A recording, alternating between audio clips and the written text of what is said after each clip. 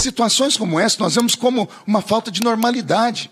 Como também não é normal nós vemos, por exemplo, o presidente Bolsonaro com uma tornozeleira e já preso. Ele já está preso na sua casa, está preso, não pode receber visitas. Esse parlamentar aqui mesmo já enviou ao ministro Alexandre Moraes 2 pedidos de permissão para que possa visitar o presidente, não consegui até agora resposta. Como é que alguém pode ser preso sem um julgamento? Não acabou o julgamento, ele já está preso. Sobre o caso de Bolsonaro estar com uma prisão cautelar ou uma prisão domiciliar, foi perguntado aqui literalmente: que brasileiro está preso sem a devida condenação, sem o trânsito em julgado? Foi perguntado aqui. Bem, 44% dos presos no Brasil hoje está nessa condição como prisão provisória sem a condenação final. Só para começar o debate, não estão com prisão domiciliar. Estão no sistema carcerário brasileiro, que é um estado inconstitucional de coisas, um inferno na terra, sem a condenação definitiva. Bolsonaro está em prisão domiciliar. Grande parte destas pessoas aqui, pobres, periféricas, faveladas e negras. Então, para começar o debate, porque foi perguntado quem está preso nesse país sem a devida condenação. Bem, quase metade das pessoas que está presa. Só que a grande maioria sem visibilidade, sem imprensa, sem um acesso real ao direito de se defender e com um recorte de classe, pessoas pobres, e com recorte racial, pessoas negras. Começa o debate por aí. Mas faço uma segunda pergunta, Padre João. Que brasileiro, eu vou inverter o raciocínio, que brasileiro hoje permaneceria solto de forma flagrantemente mobilizando pessoas para coagir a justiça a seu favor? Na minha opinião, Bolsonaro estar preso numa prisão cautelar faz todo sentido. O filho dele está onde nesse momento? Nos Estados Unidos, certo? E o que o filho dele fala aberta e publicamente? Que está negociando com o governo dos Estados Unidos sanções ao Brasil para que o seu pai seja absolvido ou anistiado. E ele está lá, segundo o Bolsonaro, financiado pelo próprio Bolsonaro. Se isso não é coagir a justiça, se isso não é dificultar a instrução criminal, se isso não é atrapalhar o andamento do processo, isso é o quê? Evidentemente, Bolsonaro está usando a sua influência, o seu prestígio, a sua condição econômica, a sua relação com o seu filho nos Estados Unidos para constranger a justiça brasileira. Quem estaria solto nessa condição? Ele goza de muito privilégio, na minha opinião. Eu diria o contrário. Quem é que tem poder de fazer isso nesse país? Ele visivelmente está coagindo a justiça. Uma coisa, só para fazer o bom debate, é você se declarar inocente. A democracia pressupõe isso. Você não precisa produzir provas contra si.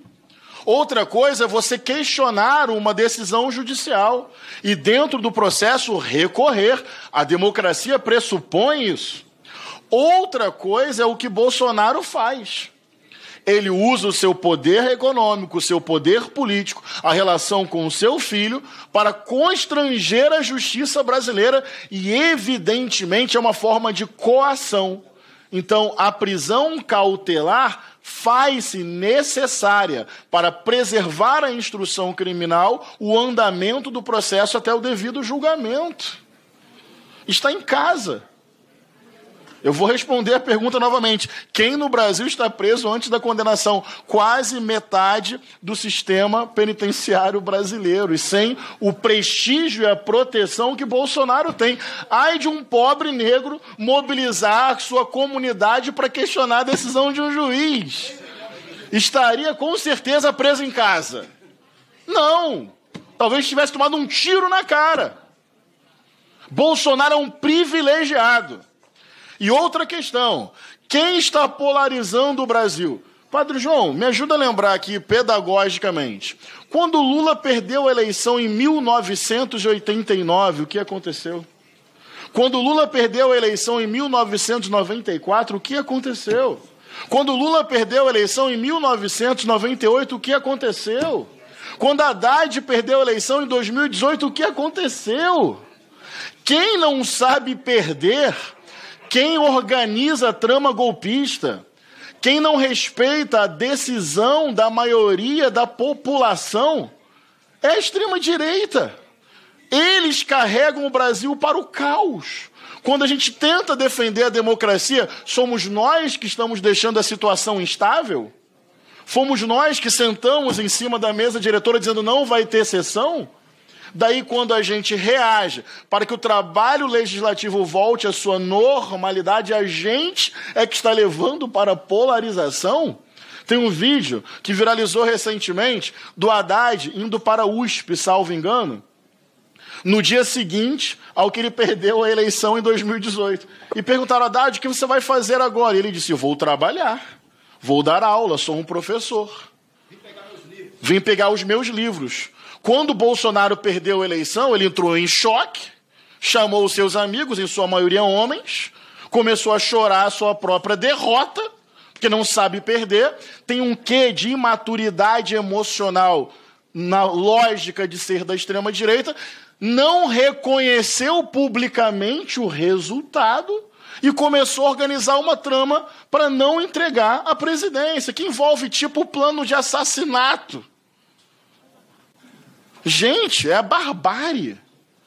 E veja, isso não é surpreendente.